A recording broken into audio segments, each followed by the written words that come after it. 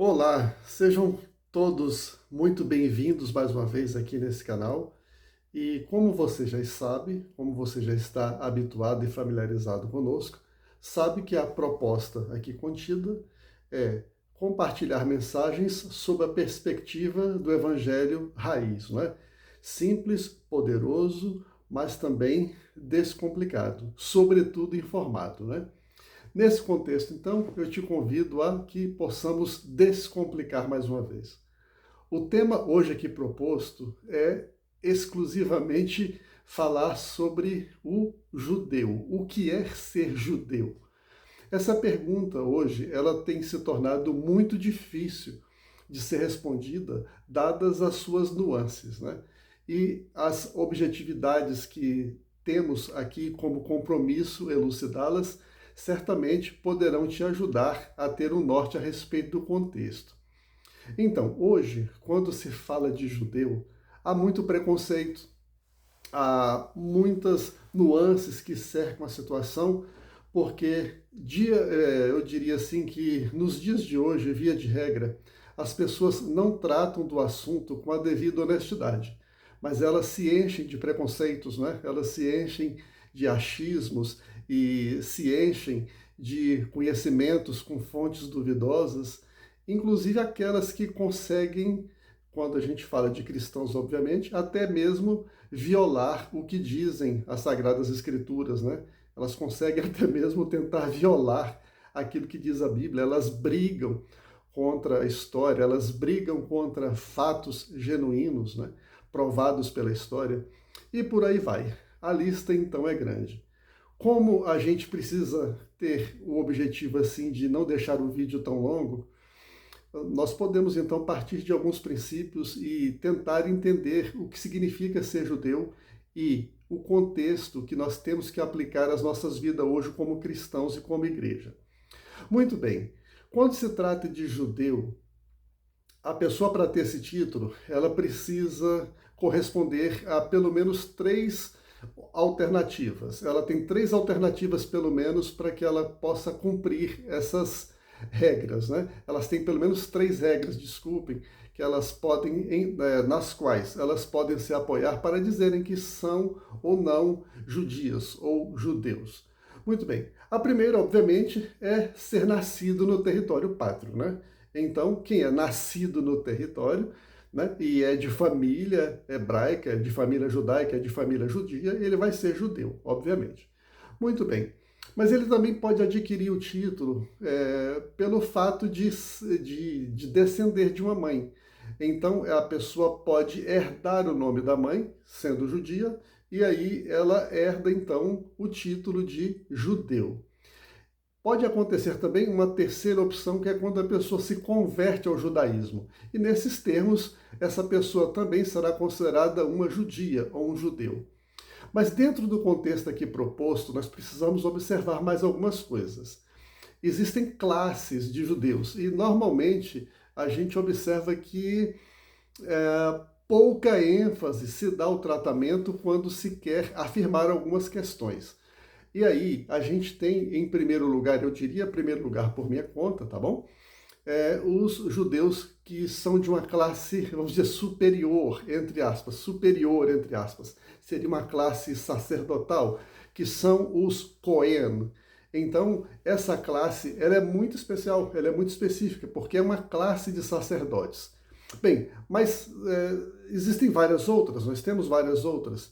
Por exemplo, nós temos os judeus sefarditas, nós temos os judeus askenazi, nós temos os judeus messiânicos, nós temos os cristãos novos, nós temos os judeus anusim, nós temos os judeus binei anusim. Então a gente tem ainda os etíopes e tantos outros, aquele outro grupo, né? Aquele segmento que vem da China e tal. Quando a gente pega, por exemplo, os sefarditas, aqueles que vieram da Península Ibérica, e compreenda-se então, sobretudo, Portugal e Espanha, a gente começa a fazer assim uma espécie assim de junção no contexto cultural e familiar, que é muito mais próximo do que se pensa a respeito dos brasileiros, ou reformulando, é muito mais próximo dos brasileiros do que comumente se ensina, do que comumente se acredita, né? Por causa, então, de tantos preconceitos. A primeira pergunta que eu faço é: por que tanto ódio contra os judeus, contra o judeu? Por que, então, que não se responde, não é, aquela pergunta básica de tanta gente, né, que diz amar o Deus dos judeus, que diz amar, até amar o Cristo, né, que veio dos judeus, e essas pessoas odeiam o judeu. Então, assim, esse grupo que veio da Península Ibérica, sobretudo de Portugal e da Espanha para o Brasil, esse grupo, quando chegou aqui, se alojou, se instalou principalmente na região Nordeste. E, obviamente, no Sul também, mas principalmente na região Nordeste. E, chegando aqui, eles adotaram nomes que têm a ver com a natureza. Isso por causa da grande perseguição que receberam na Europa, inclusive perseguição do Papa, perseguição sobretudo dos reis católicos. Então, a gente adquiriu antes ali até umas expressões, né, que poderiam ser mencionadas aqui. Por exemplo, quando a pessoa diz assim que ficou a ver navios, tem a ver com judeu, você sabia disso?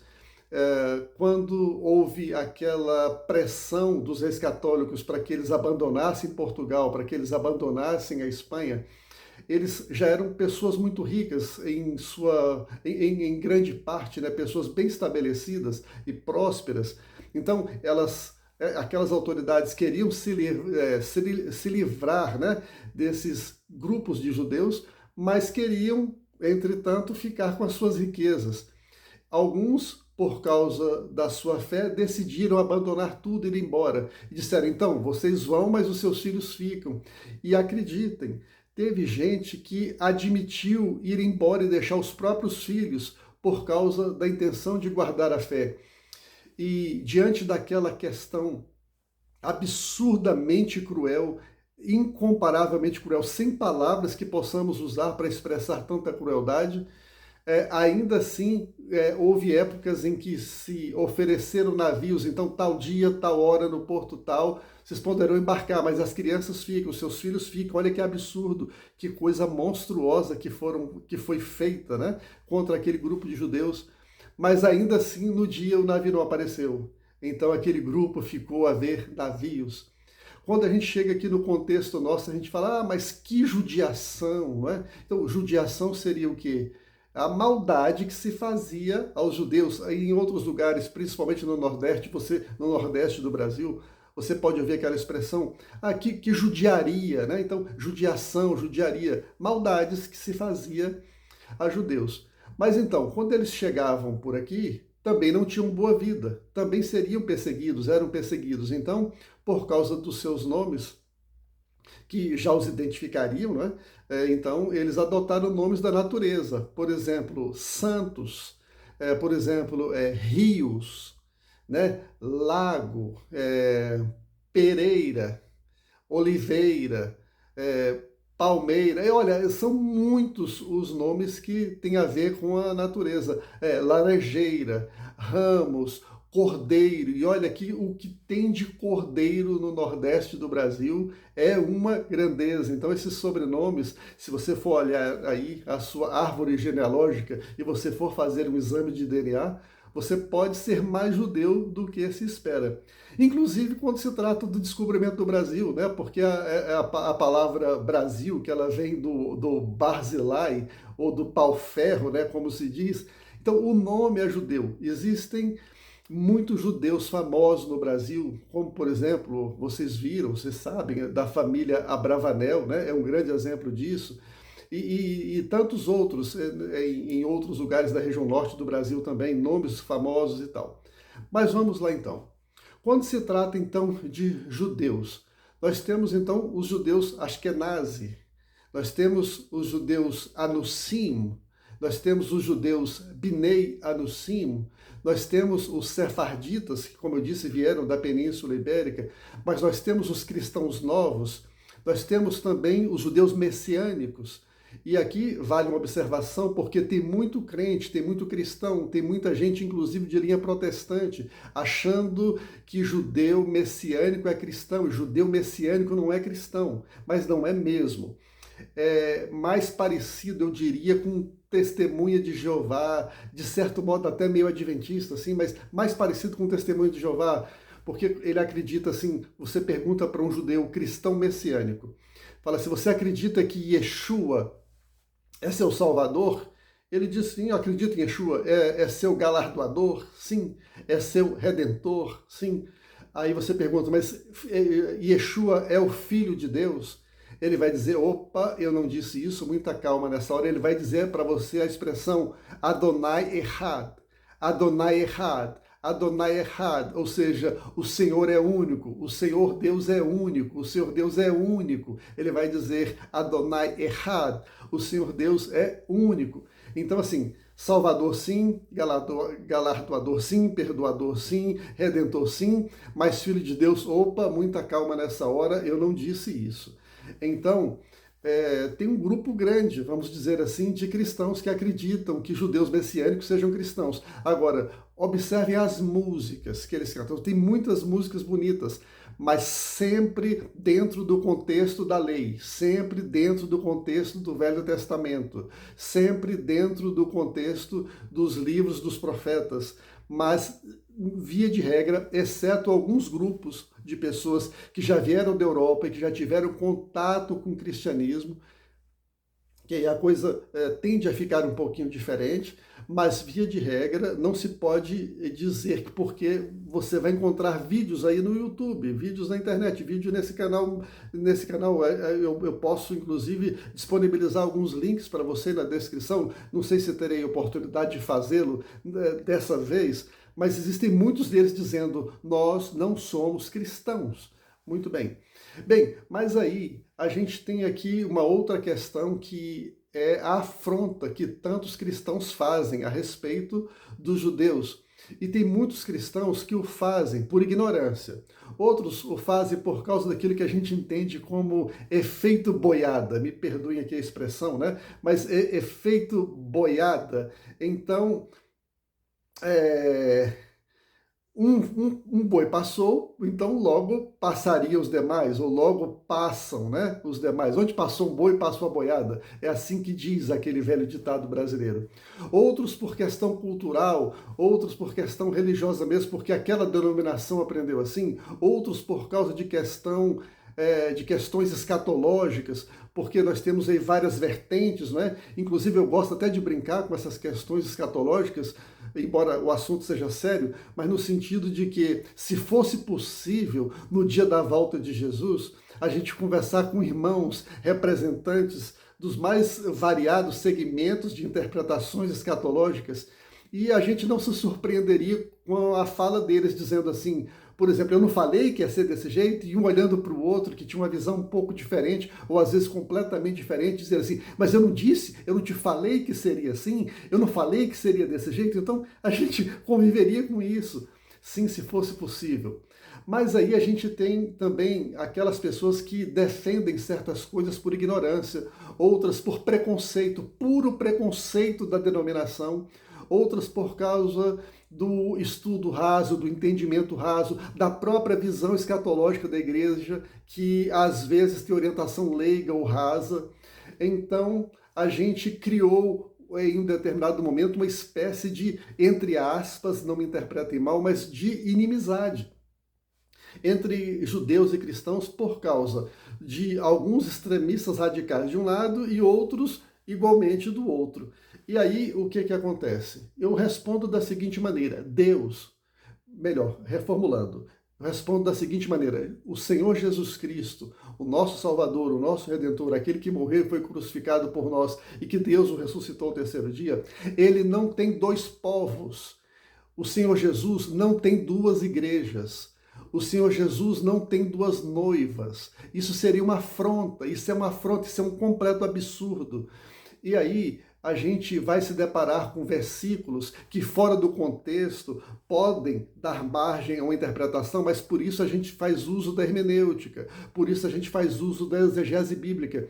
E, acima de tudo, a gente tem que ter a honestidade, a humildade de deixar o texto falar, de deixar a Bíblia falar, de deixar o texto falar, sem preconceito teológico, sem preconceito denominacional, sem preconceito no que diz respeito à sua visão, ou à visão escatológica na qual você cresceu, você nasceu na fé, porque nós cometemos erros. E quando eu vejo alguém, a maior autoridade escatológica, por exemplo, do Brasil, para mim hoje, é Franklin Ferreira. E quando ele diz que teve que rever determinados pontos, quem sou eu na fila do pão? Né, para não fazer o mesmo, para não exercer a mesma humildade. Quando eu vejo Augusto Nicodemos, quando eu vejo Hernandes Dias Lopes, quando a gente vê tantos outros, o Rodrigo Mocelin, quando a gente vê tantos outros, o próprio Dr. Rodrigo Silva, da Igreja Adventista, e eu não sou adventista, inclusive doutrinariamente eu tenho sérios problemas com questões adventistas, mas assim, quando a pessoa é honesta com o texto, com a interpretação, a gente precisa fazer coro, porque Deus não tem dois povos, isso é ignorância, isso é um absurdo, às vezes até uma blasfêmia. Deus não tem duas igrejas, Deus não tem duas noivas, vocês entendem? Então o texto diz que nós somos enxertados nos judeus, eles oliveira, nós zambujeiro, nós estrangeiros éramos por origem zambujeiros.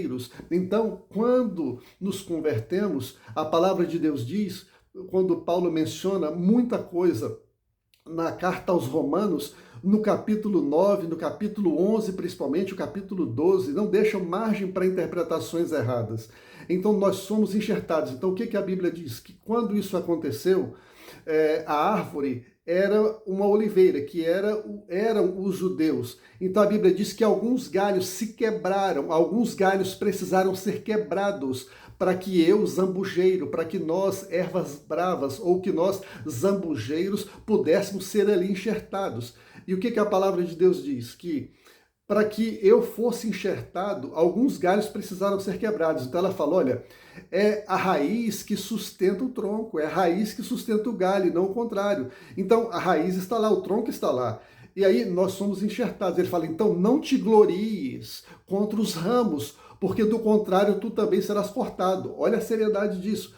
Ele fala assim, para que eu, zambujeiro, erva brava, fosse enxertado, alguns galhos originais da oliveira original precisaram ser quebrados para que eu fosse enxertado. Então, judeus foram quebrados, ou seja, judeus que não creram, que rejeitaram, que perseguiram, foram aqueles quebrados.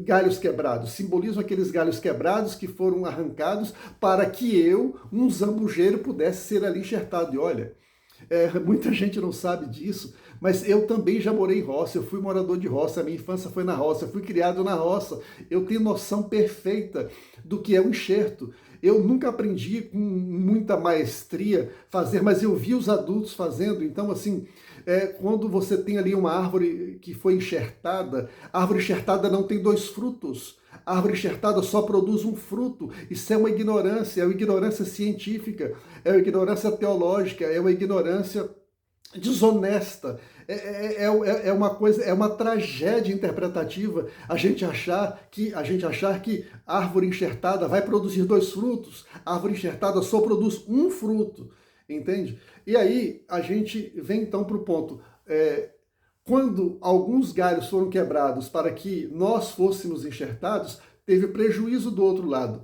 Mas aí ele fala, então você que foi enxertado, não te glorie contra os ramos, porque é a raiz, é o tronco que sustenta, é a raiz que sustenta o tronco, é a raiz que sustenta os galhos, é o tronco que sustenta os galhos, e não o contrário, não são os galhos que sustentam o tronco, não são os galhos que sustentam a raiz. Ele fala, são da mesma forma que alguns foram quebrados, não te glorie você então contra os ramos, porque do contrário, tu também serás cortado. Olha que coisa. O apóstolo Paulo também ensina que muitos judeus até hoje, quando leem a lei, têm um véu que cega, que tampa o entendimento, e muitos não entendem que em Cristo esse véu é removido. Então Paulo fala, quanto ao evangelho, eles são inimigos por vossa causa. Então olha só, quando muitos rejeitam judeus, eles são inimigos do evangelho por nossa causa, disse Paulo. Porém, ele diz, mas a eleição o alcançou. Então, quando a eleição, quando a predestinação, quando eles foram escolhidos, quando a eleição os alcançou, então eles nunca perderam o status de serem o povo de Deus, nunca perderam o status de serem a nação de Deus, a nação escolhida, né? Lá atrás. E a promessa que foi feita a Abraão, ela continua em plena vigência. Em ti serão benditas todas as famílias da terra. Então, assim, aonde tiver um servo de Deus, aonde tiver uma serva de Deus, aonde tiver igreja, e a palavra fala sobre salvação, que ela alcançaria todos os povos, tribos, línguas e nações. Então Deus não tem dois povos, Deus não tem duas noivas. Isso é ignorância, isso é um completo absurdo. A gente não pode aceitar isso, porque a gente está fazendo divisão contra o reino de Deus, a gente está dividindo o reino, a gente está dividindo o povo, a gente está violando o texto, a gente está agredindo a palavra, a gente está violando a fé. Então, quando fala assim que muitos o rejeitaram, bem, Jesus Cristo fala assim, eu vim para os que eram meus e eles não me receberam. Quando ele fala isso, ele tem ali uma conotação de autoridade do povo, porque foi a autoridade do povo que incitou as multidões contra Jesus. Foram os doutores da lei, os escribas, os saduceus, as autoridades do povo. Porém, olha só, em uma única pregação de Pedro, 3.000 almas se converteram, 3.000 vidas se converteram em uma pregação. Você já viu isso no Brasil? Você já viu isso nos Estados Unidos? Você já viu isso nos grandes congressos, nos grandes avivamentos, em uma só pregação?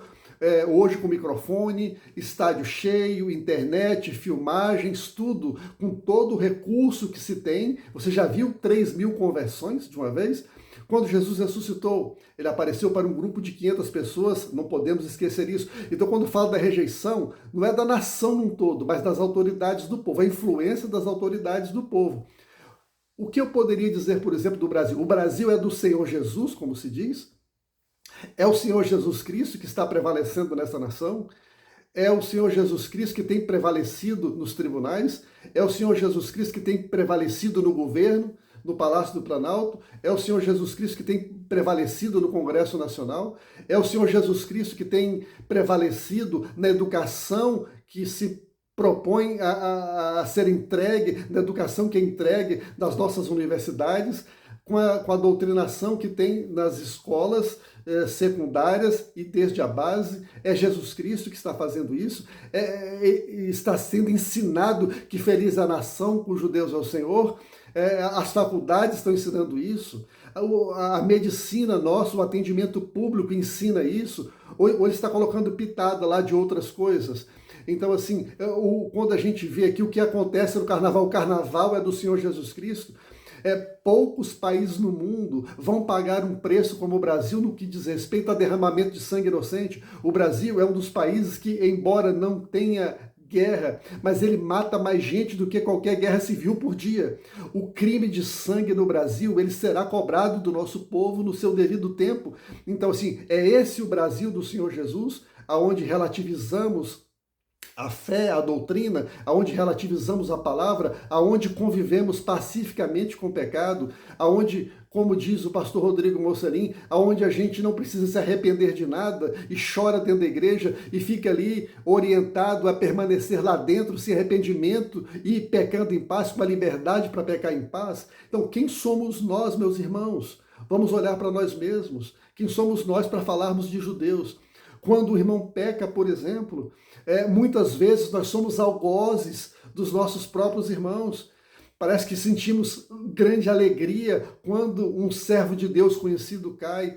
E não foi o caso dessa vez, em termos específicos, porque muita coisa ainda não foi divulgada. Mas, por exemplo, eu senti grande tristeza, eu senti vontade de chorar quando eu vi a confissão agora de pecado do pastor Paulo Júnior, e eu não gosto de citar nomes, mas eu fiquei muito decepcionado com a postura, por exemplo, do Vagnão. E olha que esses homens todos, eles estão na prateleira lá em cima. Eu estou muito raso aqui embaixo, mas eu vi um contentamento do Vagnão contra o que aconteceu com o pastor Paulo Júnior, só porque ele era calvinista. Olha aí, calvinistas, os calvinistas agora, bem, mas arminianos não pecam, escândalos não acontecem entre arminianos, escândalos não acontecem entre pastores pentecostais, escândalos não acontecem entre pastores de todas as denominações, não importando a sua orientação teológica ou a orientação teológica da sua preferência. Irmãos, arminianos serão salvos porque eles são igreja. Arminianos serão salvos porque eles são predestinados.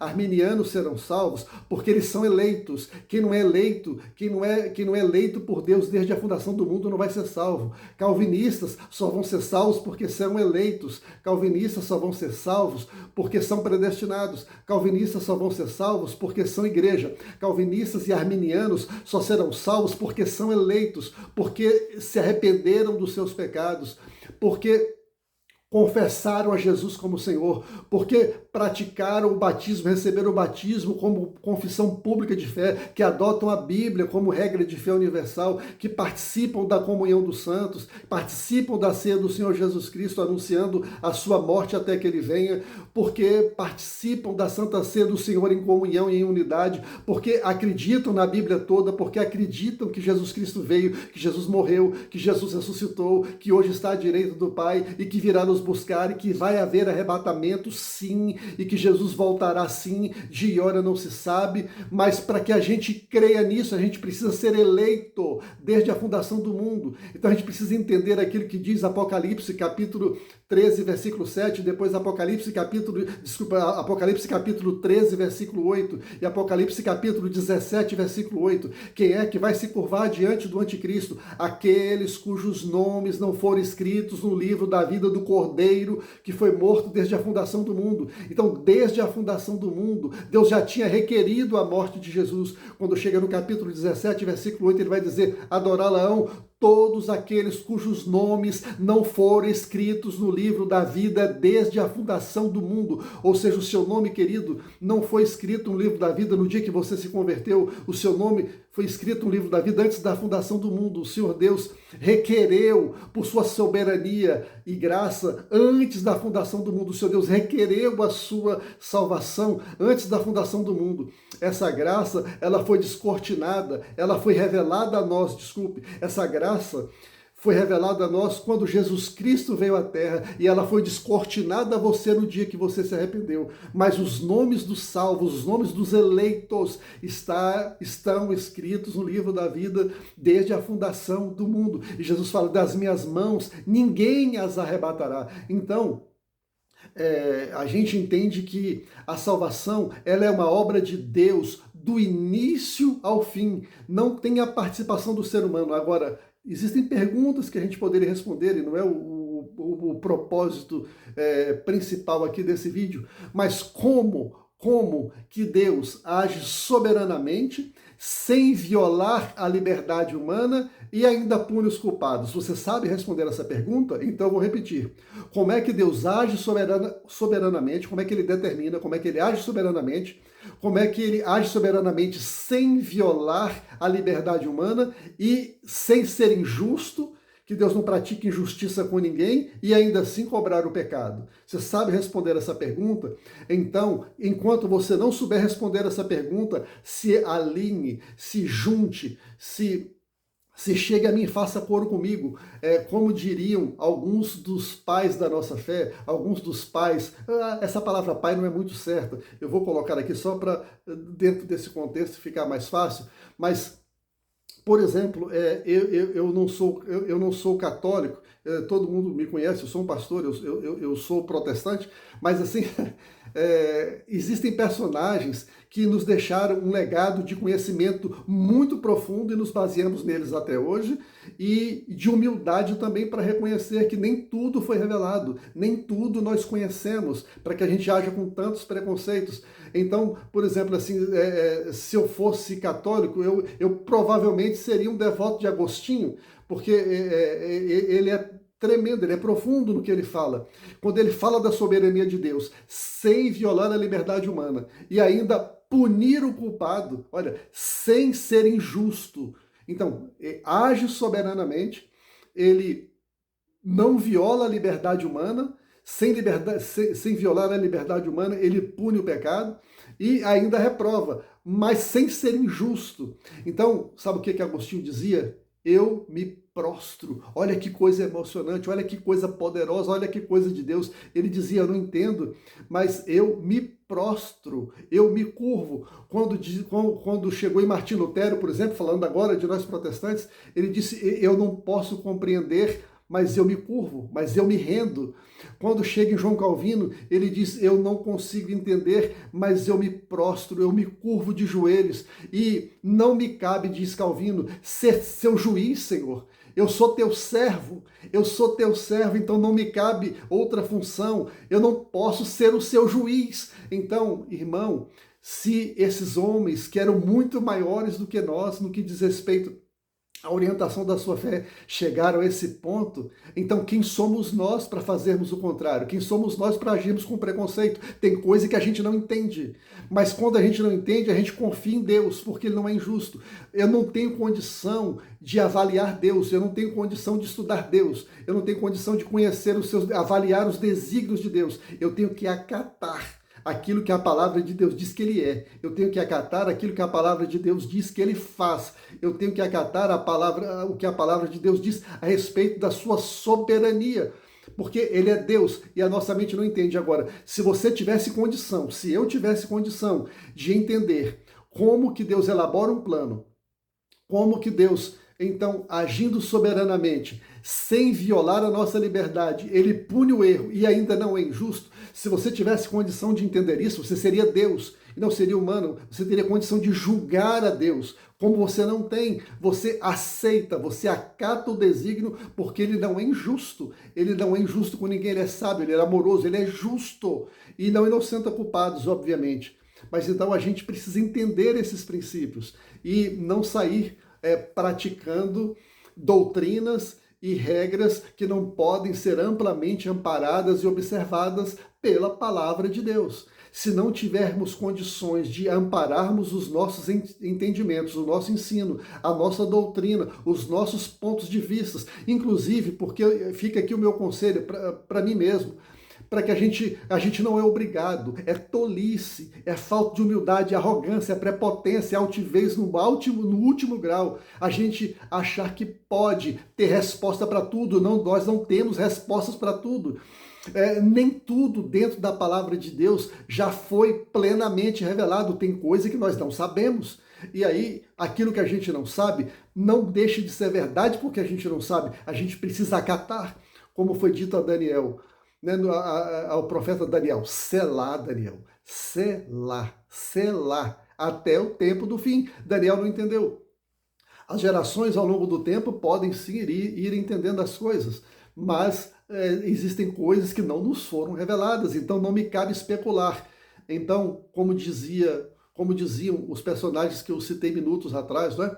Falou, Senhor, eu não consigo entender, mas eu também não posso ser seu juiz, eu não sou teu juiz, então me prostro, então eu me curvo. A soberania de Deus, a nossa vida de Deus, a igreja de Deus, os povos que serão alcançados são de Deus. Foi por eles que o sangue de Jesus foi derramado e a gente não tem o direito, a gente não vai passar ileso, a gente não vai passar incólume, se não mudar a postura, se muitos de nós não mudarmos a postura drasticamente a respeito do nosso comportamento. Porque poderemos ser enquadrados naquele versículo que está contido na Epístola de Judas, quando ele fala assim que, como brutos sem razão, né, difamando ou difamam aquilo em que são ignorantes. E que o Senhor Deus, nesse contexto, tenha piedade de nós. Que o Senhor Deus tenha piedade de cada um de nós. E quando a gente fala misericórdia, vem de dois termos, né, de miséria, mais cordes, coração. É um pedido que a gente faz para que Deus se apiede das misérias do nosso coração. E a gente vai aqui, então, dizer que Deus não tem dois povos, Deus não tem duas noivas. Jesus não terá, desculpe, eu falei Deus, mas eu quero dizer Jesus. Jesus não tem duas noivas, Jesus não terá duas igrejas, Jesus não tem dois povos, um só povo, um só povo. Nós somos um só povo. Da mesma forma que existe gente rebelde de lá, tem gente rebelde de cá. Da mesma forma que existiu sempre um remanescente fiel lá, haverá sempre um remanescente fiel do lado de cá. Mas nós somos enxertados na oliveira e nós precisamos lá atrás que alguns galhos fossem quebrados para que nós fôssemos enxertados. Portanto, não podemos nos orgulhar contra os ramos, porque dos ramos que foram quebrados, porque do contrário, nós também seremos cortados. E por último, é o que diz Paulo, na sua epístola aos Romanos, se você pega em casa depois todo o capítulo 9, todo o capítulo 11, todo o capítulo 12, ele fala o seguinte, que se a rebelião, ou se a rebeldia dos judeus trouxe ao mundo eterna salvação, um preço de eterna salvação, olha bem, para o mundo, se a rebelião dos judeus daquela época, no que diz respeito às autoridades do povo, sobretudo, se aquela rebelião, se aquela rebeldia proporcionou ao mundo a oportunidade de eterna salvação, qual não será, diz o apóstolo Paulo, a sua reconciliação? O que de benefício não trará para o mundo a reconciliação dos judeus com seu Cristo? A reconciliação dos judeus com o seu Messias quando o encontrarem. Ela trará então, essa união trará ao mundo algo que nem a Bíblia diz o tamanho do benefício. Então ele fala, não te glories contra os ramos, porque do contrário tu também serás cortado.